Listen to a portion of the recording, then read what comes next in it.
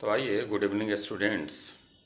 हम लोग अपने थर्मोडायनामिक्स के अगले लेक्चर को कंटिन्यू कर रहे हैं। लास्ट जो हम लोग का थर्मोडायनामिक्स का लेक्चर आया था वो इंथैल्पी ऑफ न्यूट्रलाइजेशन था, जिसमें हम लोग वीक एसिड एक्सेट्रा जो एक्सपेरिमेंटल इंथैल्पी ऑफ न्यूट्रलाइजेशन वगैरह कैसे कैलकुलेट करते हैं, इन सारी बातों को बताए थे। अगला जो अब हमारा इंथैल्पी का टॉपिक है वो है हमारा इंथैल्पी ऑफ ट्रांजिशन। क्या होता है पहले ज़रा सुनिएगा, फिर व्हाइट बोर्ड हम लोग देखते हैं। किसी कंपोनेंट के एक एलोट्रॉप्स को दूसरे एलोट्रॉपिक मोड में चेंज करना, इसमें जितनी एनर्जी चेंज होती है, हमें पहले से पता नहीं है कि ये एक्सोथर्मिक है या एंडोथर्मिक है। दैट इज़ वाई हम बोल रहे हैं कि जितनी एनर्जी या जितनी इंथैल्पी चेंज होती है, यह amount of enthalpy enthalpy of transition कहलाता है। यह कंबशन की डेटा से कैलकुलेट किया जाता है। फिर से एक बार हम बोल दें, फिर हम लोग व्हाइट बोर्ड पे आएंगे। इंथैल्पी ऑफ ट्रांजिशन, किसी गिवन कंपोनेंट के एक एलोट्रॉप्स को दूसरे एलोट्रॉपिक फॉर्म में चेंज करना, इस प्रोसेस में जितनी इंथैल्पी चेंज होती है, वह इंथैल्पी चेंज एक्सोथर्मिक हो जाए या एंडोथर्मिक हो जाए, यह amount of enthalpy enthalpy of transition कहलाता है। यह जनरली कंबशन के डेटा से कैलकुलेट किया जाता है। अब आइए हम लोग व्हाइट बोर्ड देखते हैं। टॉपिक पर हमारा नाम लिखा हुआ है व्हाइट बोर्ड पे, इंथैल्पी ऑफ ट्रांजिशन। हमने कार्बन डायमंड को कार्बन ग्रेफाइट में कन्वर्ट करना चाहा है। एक एलोट्रॉप कार्बन का दूसरे एलोट्रॉप कार्बन में चेंज हो रहा है। अलग बात है कि यह एक एक्सोथर्मिक प्रोसेस आया है, डेल एच इसका -2 किलो जूल पर मोल है। कैसे आया है? तो अभी हमने आपको बताया है कि यह कंबशन की हेल्प से कैलकुलेट किया जाता है। तो आइएगा, कार्बन डायमंड का कंबशन प्रोसेस डेल एच इतना रिलीज कर रहा है और कार्बन ग्रेफाइट का कंबशन इतनी एनर्जी रिलीज कर रहा है। अब हमने क्या किया है, इक्वेशन इस ऊपर वाले को फर्स्ट लिया, नीचे वाले को सेकंड लिया, फर्स्ट से सेकंड को माइनस किया। कार्बन डायमंड का कार्बन ग्रेफाइट में कन्वर्सन इतना वैल्यू जो -2 है वो हमें दे रहा है। मतलब अगर कार्बन ग्रेफाइट को आप कार्बन डायमंड में कन्वर्ट करते तो यह एंडोथर्मिक हो जाता, जिसके मैग्नीट्यूड +2 किलो जूल पर मोल आती। होपफुली इंथैल्पी ऑफ ट्रांजिशन समझ में आ गया होगा।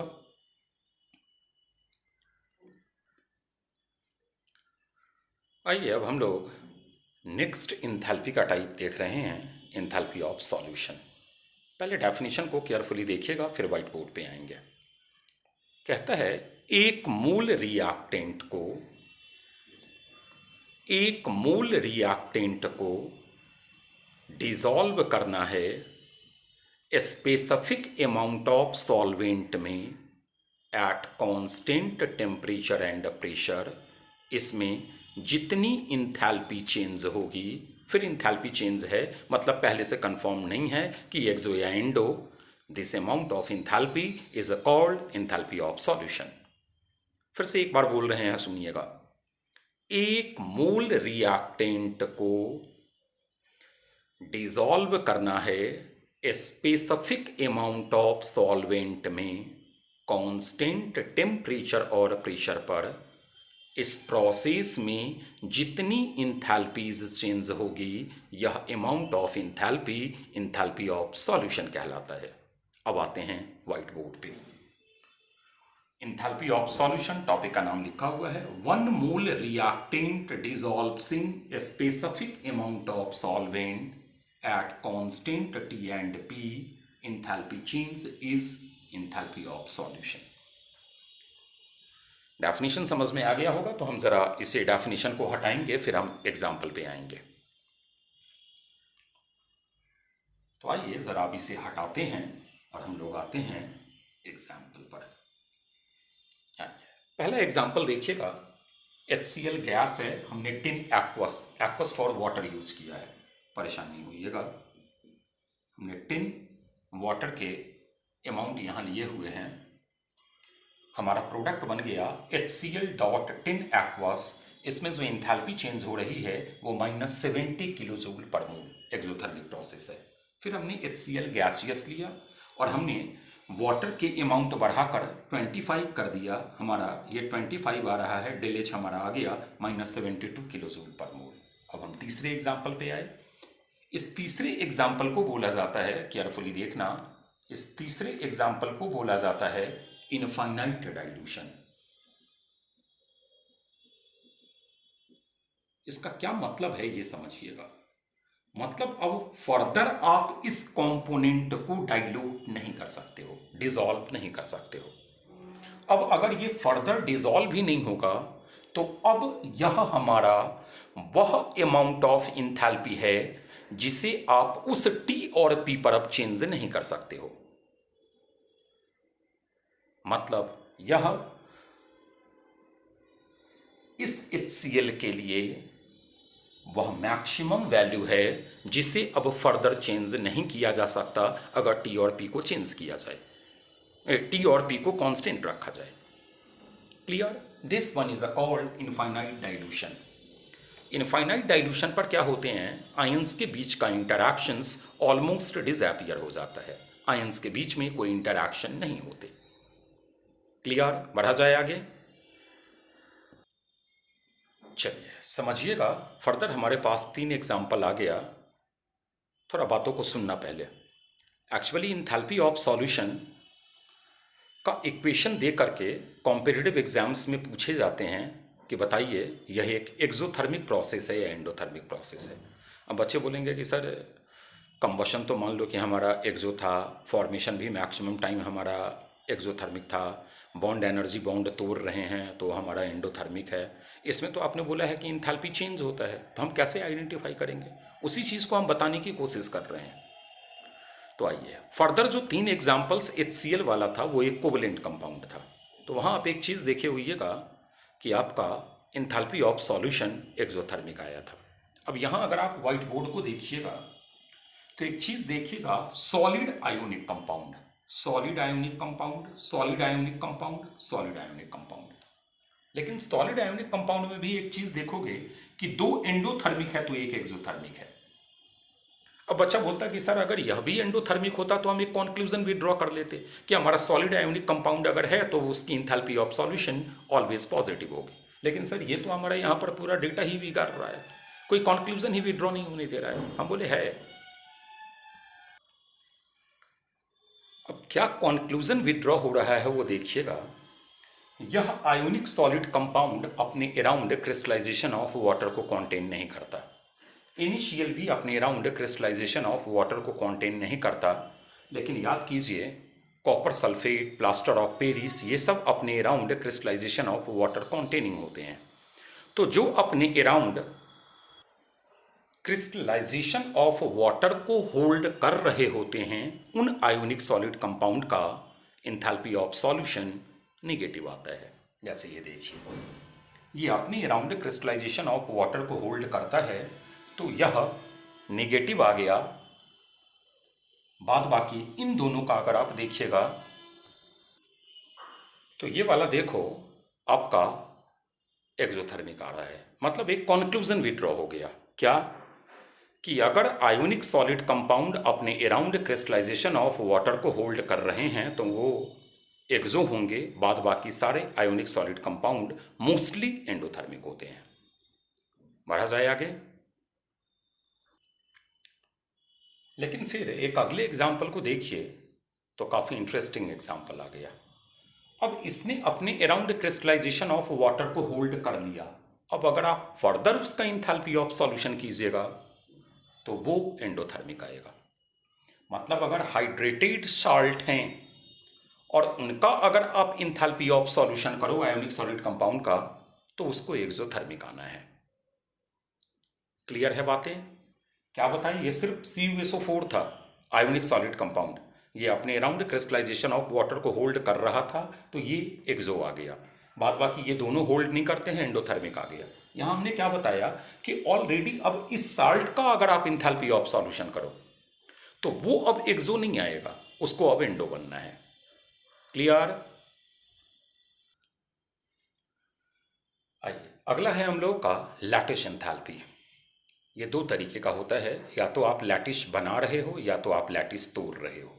अगर तोड़ रहे हो तो एंडोथर्मिक, बना रहे हो तो एक्सोथर्मिक। जैसे हम यहाँ लैटिस तोड़ रहे हैं, डेफिनेशन क्या है वो देखिएगा। एनर्जी रिक्वायर्ड, तोड़ रहे हैं तो endothermic, required to dissociate reactant, पर कंडीशन है कि वो एक मूल आयोनिक सॉलिड कंपाउंड होना चाहिए, मतलब ये एक मूल होना चाहिए और ये आयोनिक सॉलिड कंपाउंड होना चाहिए।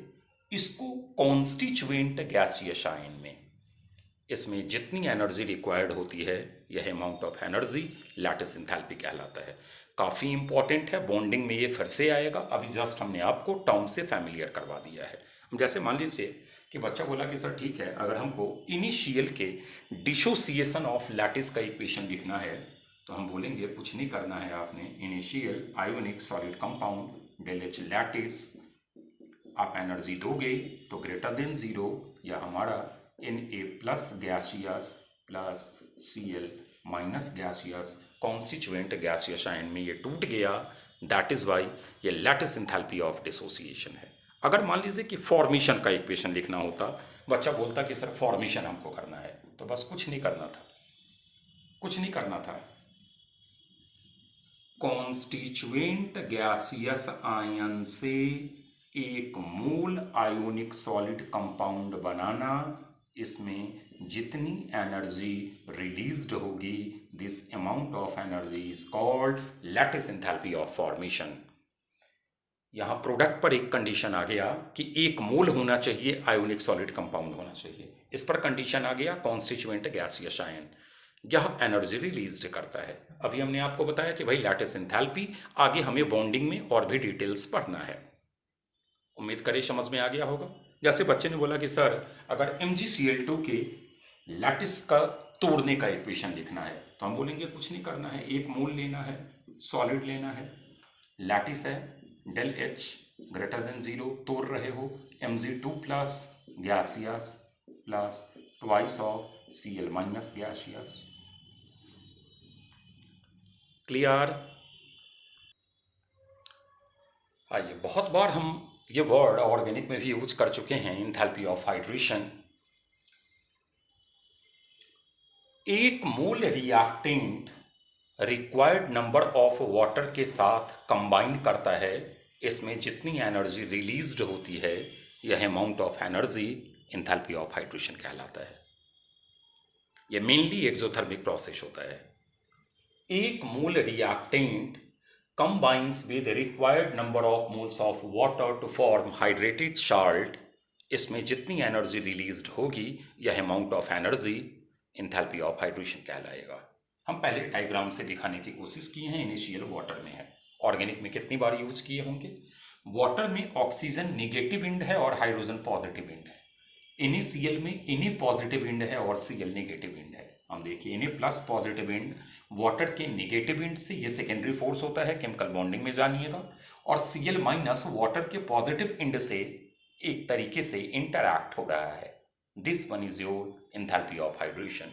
इसमें एनर्जी रिलीज्ड होती है क्योंकि स्टेबिलिटी बढ़ता है। क्लियर?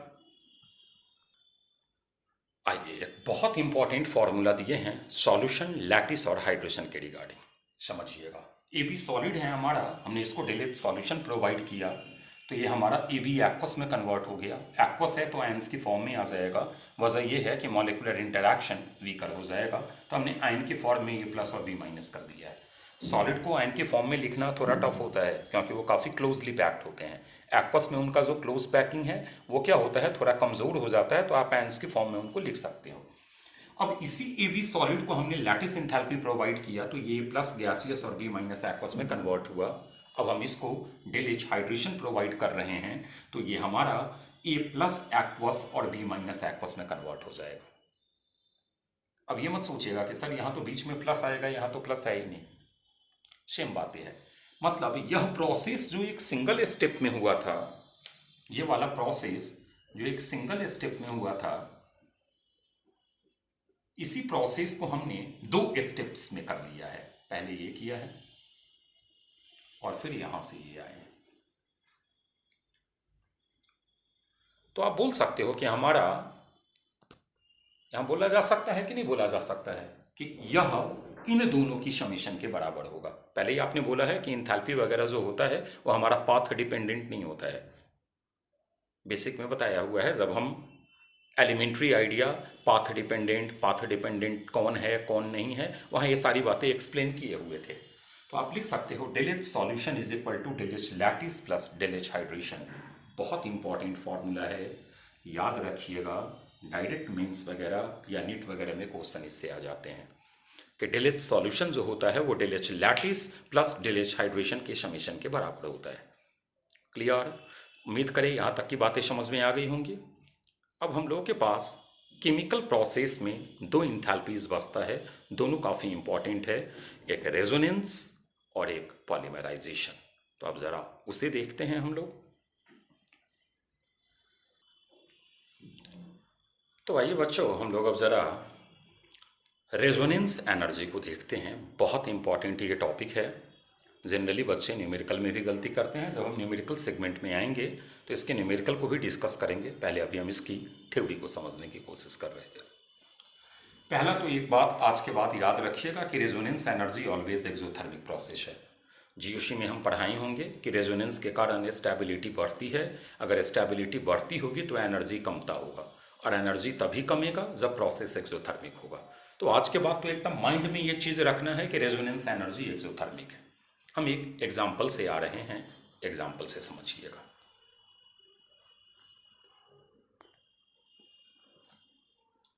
हमने एक ले लिया साइक्लोहेक्सीन और इसका रिडक्शन कर रहे हैं। तो साइक्लोहेक्सीन के रिडक्शन से साइक्लोहेक्सेन मिला, और जो आपको डेल एच मिल रहा है, ऑब्जर्व जो आप कर रहे हैं, ओ बी फॉर ऑब्जर्व है, वो है -28.6 किलो कैलोरी। इस प्रोसेस को अभी हम यहाँ डिस्कस नहीं करेंगे, इसको बोला जाता है del H hydrogenation. Already hydrogenation ये ऑलरेडी डिस्कस्ड है जीओसी में, जहां हम लोग इसके बिहाफ पर एल्कीन की स्टेबिलिटी अरेंज करते थे। फिर जब हम जीओसी वाले सेगमेंट में एल्कीन में आएंगे, फिर ये डिटेल्स वहां डिस्कस्ड होगा। अभी जस्ट मान के चलना है ये एक एक्सोथर्मिक प्रोसेस होता है, हाइड्रोजनेशन भी। इसने इतनी एनर्जी रिलीज किया। अब हम क्या किए, दो डबल बॉन्ड ले लिए। तो ऑब्वियस सी बात है, हमको दोनों को रिड्यूस करना है, तो 2 मोल हाइड्रोजन लेना होगा। हमने 2 मोल हाइड्रोजन ले लिया। अगेन हमने साइक्लोहेक्सीन बना लिया।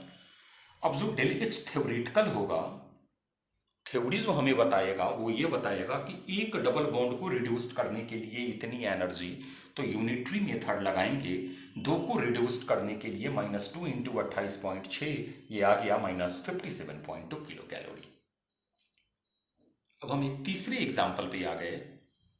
हमने फिर साइक्लोहेक्साडाइईन ही लिया है, लेकिन इसमें और इसमें अंतर ये है कि ये कॉन्जुगेटेड नहीं है, ये कॉन्जुगेट है। फिर हमें 2 मोल हाइड्रोजन को लिया है और लेकर के साइक्लोहेक्सीन बनाया। जो थ्योरेटिकल आएगा वो तो 2 मोल के कारण है, तो आपको -57.2 किलो कैलोरी। लेकिन ऑब्जर्व आप इतना नहीं करते हो, ऑब्जर्व आप -55.4 ही करते हो। क्यों भाई, लॉस क्यों हो गया? तो एक्चुअली लॉस इसलिए हुआ है कि यह मॉलिक्यूल्स रेजोनेंस ऑकरिंग मॉलिक्यूल्स है। ये देखिए सिस्टम कॉन्जुगेट है, तो ये आपका रेजोनेंस होगा। तो इतना इसको रिलीज्ड होना चाहिए, लेकिन इस इतने में से कुछ एनर्जी को इसने यूज कर लिया है अपने इलेक्ट्रॉन्स को डिलॉकेलाइज्ड करने में। किस इलेक्ट्रॉन को? तो जो कॉन्जुगेटेड इलेक्ट्रॉन था। That is why value somewhat decreased हो गई। तो बच्चा बोलेगा कि ठीक है सर, तो इसका रेजोनेंस एनर्जी क्या होगा? तो आइए देखते हैं इसका रेजोनेंस एनर्जी क्या होगा। तो ऑलवेज एक्सोथर्मिक प्रोसेस होता है, तो बच्चा बोलेगा कि sir resonance energy is equal to -57.2 -55.4। मतलब सर फॉर्मूला आ गया del H theoretical minus del H observe.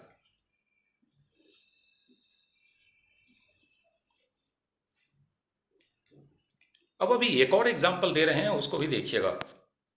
एक अभी और एग्जाम्पल दे रहे हैं, उसको भी देखना।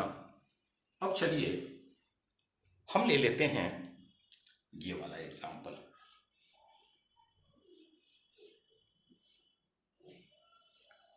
साइक्लोहेक्साट्राईन, 3 डबल बॉन्ड को रिड्यूस करना है, 3H2 रिड्यूस किया आपने, साइक्लोहेक्सेन आ गया। अब जो इसका थ्योरेटिकल होगा डेल एच, थ्योरेटिकल वो आपका आएगा -3 इंटू 28.6, इसको क्या करते हैं अप्रॉक्स -85 किलो कैलोरी पर मोल कर देते हैं। लेकिन इतना तो कन्फर्म है भाई कि ऑब्जर्व तो इतना होगा नहीं, तो इसका डेल एच ऑब्जर्व जो होता है वो हमारा होता है -49 किलो कैलोरी पर मोल। तो जरा बताइए इसकी जो रेजोनेंस एनर्जी आएगी वो आएगा -85 -49 is equal to -36 kilocalorie per mole. एक चीज़ और आप देखे होइएगा, मान लीजिए इसको हम 57 बना ले और इसको हम 55 बना ले, तो ये अप्रॉक्स -2 आएगा। तो एक चीज आपने देखा होगा कि कॉन्जुगेशन बढ़ रहा है तो लॉस ऑफ एनर्जी भी ज्यादा हो रहा है। इसलिए ऑर्गेनिक में बोला जाता था कि नंबर ऑफ कॉन्जुगेट पोजीशंस जितने ज़्यादा होते हैं स्टेबिलिटी उतनी ही ज़्यादा होती है, क्योंकि इलेक्ट्रॉन उतनी बार डिलॉकेलाइज्ड होगा और वो जितनी बार डिलॉकेलाइज्ड होगा उतनी बार वो थ्योरेटिकल से जो डेटा है या वैल्यू है या जो मैग्नीट्यूड है उसको वो विड्रॉ करता चलेगा। उम्मीद करें कि समझ में आ गया होगा रेजोनेंस एनर्जी है क्या। आइए, लंबा चौड़ा डेफिनेशन है लेकिन अभी डेफिनेशन पे नहीं आना है, अभी आपको डेफिनेशन पे आना नहीं है, अभी आपको पहले हमारी बात सुननी है। रेजोनेंस एनर्जी है क्या? एक एक्सोथर्मिक प्रोसेस है जो हम जो थ्योरेटिकली हीट निकालते हैं और हम जो ऑब्जर्व करते हैं हीट, उनके बीच के डिफरेंस को रेजोनेंस एनर्जी बोला जाता है।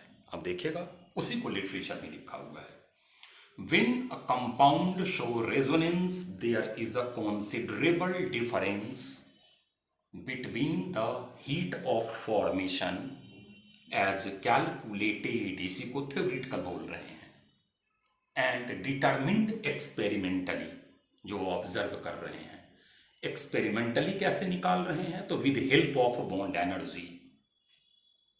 मतलब ओवरऑल कंफ्यूज नहीं होइएगा, वही बात है, del resonance energy is equal to, आपने क्या कहा था, del H theoretical minus del H observe. अब जरा देखिएगा, there is a considerable difference between the heat of formation as calculated, जो आप कैलकुलेट कर रहे हो, and determined experimentally. Clear? This one is called resonance energy. अभी कोई दिक्कत है क्या? मतलब जो आप बॉन्ड एनर्जी की हेल्प से निकालोगे हीट ऑफ फॉर्मेशन और जो आप थ्योरेटिकली निकालोगे, उन दोनों के एनर्जी डिफरेंस को रेजोनेंस एनर्जी बोलते हैं। जैसे अभी हम एक न्यूमेरिकल से इसको जरा समझा रहे हैं। आइए, एक न्यूमेरिकल दे दिया कि experimental value of heat of formation of C6H6 gaseous इतना है लेकिन एटमाइजेशन इतना है। पहले C6H6 गैसियस का एटमाइजेशन का इक्वेशन लिखे तो 6C gaseous plus 6 hydrogen gaseous, इसका इंथैल्पी ऑफ एटमाइजेशन दिया हुआ है 5370 किलो जूल पर मोल। अगर आप निकालो enthalpy of atomisation is equal to bond energy के टर्म में, बॉन्ड एनर्जी के टर्म में अगर आप निकालो तो राइट हैंड का तो बॉन्ड एनर्जी 0 हो जाएगा, तो is equal to bond energy of C6H6 minus 0. This implies bond energy of C6H6 is equal to आ गया 5370 किलो जूल पर मोल। अब मान लीजिए कि आपको किससे किससे माइनस करना है नहीं पता है, इतना तो पता है कि रेजोनेंस एनर्जी निगेटिव होता है, इतना तो आप पहले से जान रहे हो। तो नेगेटिव होने के लिए इसमें से इसको माइनस करोगे तभी आएगा, तो 5370 माइनस बड़ी वाली वैल्यू 5535।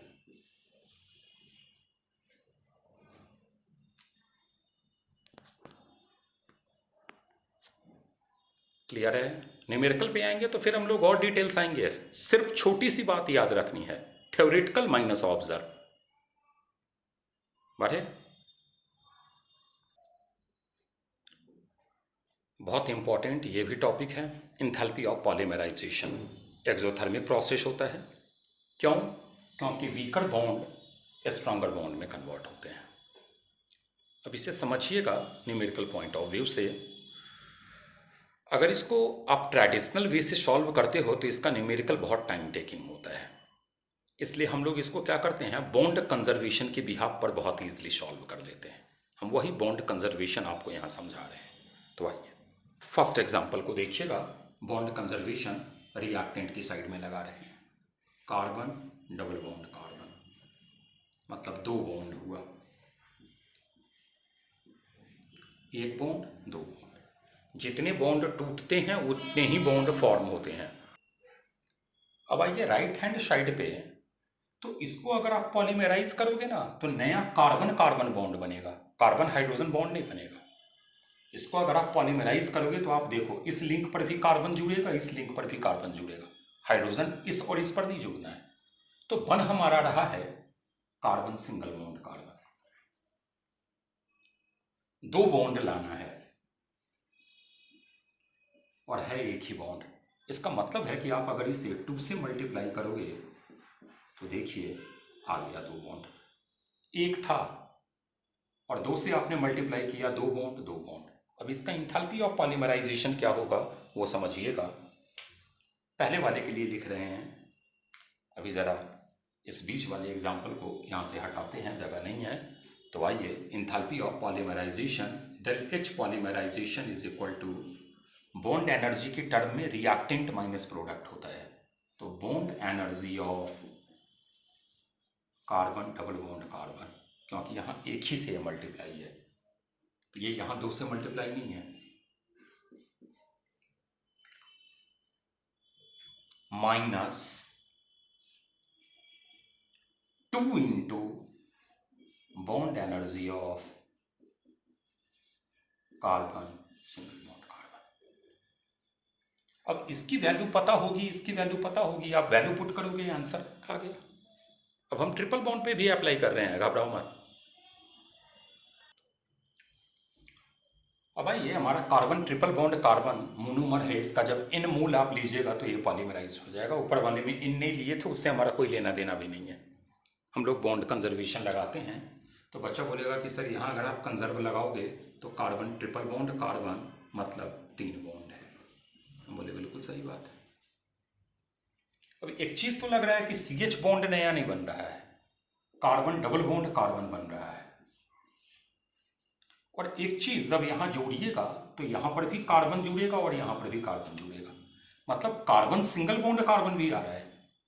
अगर ये कार्बन डबल बॉन्ड कार्बन है तो कार्बन यहां पर भी जुड़ा और कार्बन यहां पर भी जुड़ा, यही आपका फिर हो जाएगा CH डबल बॉन्ड CH, और ये हो जाएगा CH डबल बॉन्ड CH। ऐसा ही नहीं, ये सीरीज आपका चलता चला जाएगा। नहीं समझ में आई बात है? आइए कोई बात नहीं है, इसको हटाते हैं। इसका जो पॉलीमर है वो देखिए, CH डबल बॉन्ड CH, ये पॉलीमर बना लिया। अब आइए तो इसका पॉलीमर लिखे क्या होगा, CH double bond CH single bond CH double bond CH single bond, ऐसे ये पीछे भी जाएगा। तो एक चीज तो आप देख रहे हो कि कार्बन डबल बॉन्ड कार्बन बन रहा है, तो क्या कार्बन सिंगल बॉन्ड कार्बन नहीं बन रहा है क्या? तो carbon double bond carbon, carbon single bond carbon, 3 bond का कंजर्वेशन हमें अप्लाई करना था, तो आता गया 2 और 1 3 बॉन्ड। मतलब बच्चे ने बोला कि अच्छा इसको सर 1 से मल्टीप्लाई किया है आपने, कहीं 2 वगैरह यूज़ नहीं किया है, तो 1। इसको भी सर आपने 1 से मल्टीप्लाई किया है तो 1, और इसको भी सर आपने 1 से मल्टीप्लाई किया है। हम बोले बिल्कुल। अब लगाइए, अब लगाते हैं ज़रा हम लोग अपने कॉन्सेप्ट को। तो क्या होता है, enthalpy of polymerisation is equal to, अब हमारा क्या है एंथैल्पी ऑफ पॉलीमराइजेशन, तो del H polymerisation is equal to bond energy carbon triple bond carbon का square bracket minus reactant minus product होता है 1 into bond energy carbon double bond carbon का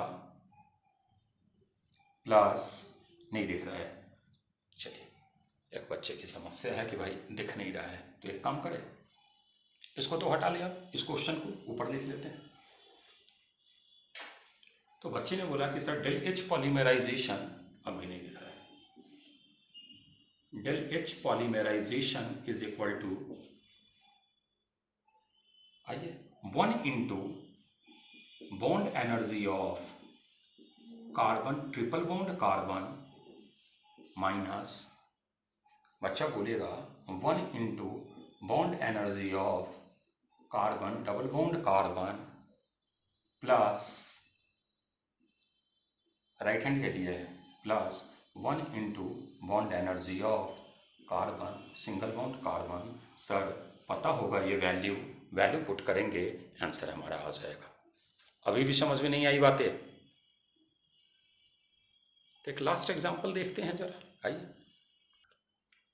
चलो आओ, अगर आप देख रहे होगे तो एक चीज लग रहा होगा कि इसमें नया NH बॉन्ड भी बन रहा है, NN बॉन्ड भी बन रहा है और NH बॉन्ड भी बन रहा है। इसको तोड़ना बेटा, NH NH, ऐसा ही तो ये कॉन्टिन्यूड होता चला गया होगा, NH NH एक्सेट्रा।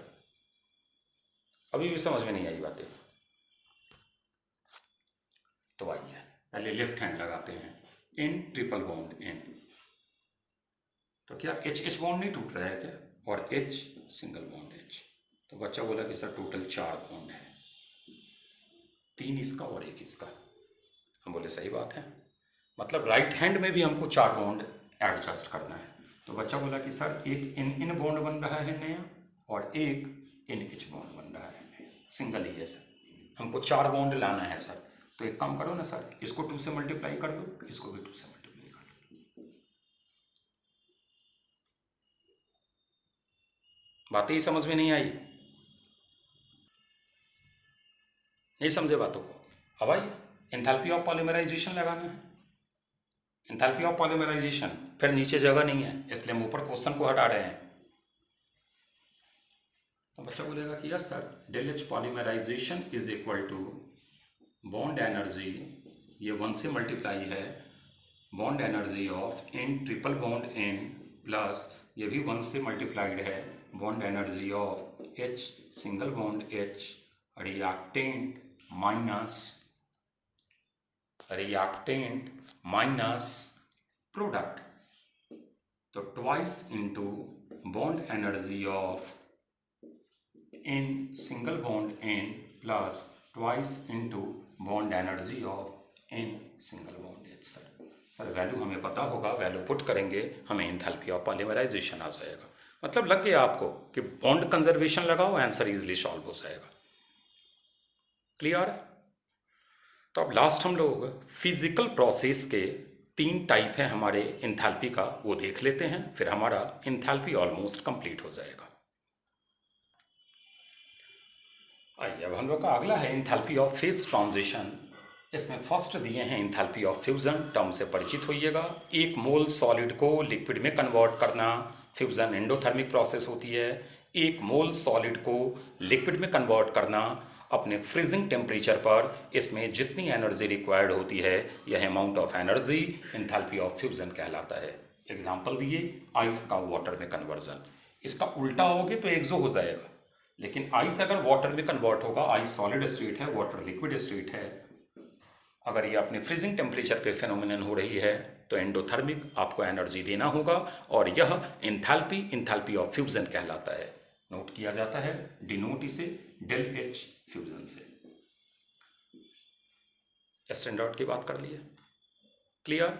अब ऐसे ही बताइए, अगर हम एंथैल्पी ऑफ वेपराइजेशन की बात करें तो आप बोलिएगा कि 1 मोल लिक्विड का एक वेपर में कन्वर्ट होना अपने बॉइलिंग टेम्परेचर पे, 1 मोल लिक्विड का 1 मोल वेपर में कन्वर्ट होना अपने बॉइलिंग टेम्परेचर पे, इसमें जितनी एनर्जी रिलीज्ड होगी, क्योंकि वेपराइजेशन भी एंडोथर्मिक प्रोसेस है, this amount of energy is called enthalpy of vaporisation. देखिए सेम बात लिखा हुआ है। सेकंड पॉइंट है enthalpy of vaporisation, endothermic process, 1 mole liquid का वेपर में कन्वर्ट होना, कब? बॉइलिंग टेम्परेचर पे। डेल एच नॉट वेपराइजेशन, जैसे वाटर लिक्विड को वाटर वेपर में कन्वर्ट किए। क्लियर? अब आइए लास्ट है हमारा एंथैल्पी ऑफ सब्लिमेशन। एक मोल सॉलिड को डायरेक्ट गैस में कन्वर्ट करना below melting point temperature is called enthalpy of sublimation. मतलब जैसे हमारा मान लीजिए कि आइस है, सॉलिड स्टेट पे है, इसको डायरेक्ट आप H2O गैस में कन्वर्ट करो तो ये हमारा सब्लिमेशन का इक्वेशन है, एंडोथर्मिक प्रोसेस होता है। अब एक चीज़ देखिए होइएगा, सॉलिड से लिक्विड और लिक्विड से गैस। तो सॉलिड से लिक्विड जो हमारा जा रहा है वो ज़रा देखना, सॉलिड से लिक्विड जो जा रहा है वो फ्यूजन है और लिक्विड से गैस जो जा रहा है वो वेपराइजेशन है और ये डायरेक्ट सब्लिमेशन है। नीचे वाला डायरेक्ट सब्लिमेशन है। तो एक चीज़ बताइए, सब्लिमेशन फ्यूजन प्लस वेपराइजेशन का समेशन हो जाएगा या नहीं हो जाएगा? क्लियर? तो होपफुली पूरी इंथैल्पी टर्म में जितने इंपॉर्टेंट चीज़ थे वो हमने आपको बता दिया। अब हम लोग अपने अगले वीडियो लेक्चर में स्पॉन्टेनियस, नॉन स्पॉन्टेनियस, इंट्रोपी, इन सब टर्म को डिस्कस करेंगे। ठीक है, चलिए, ओके, थैंक यू।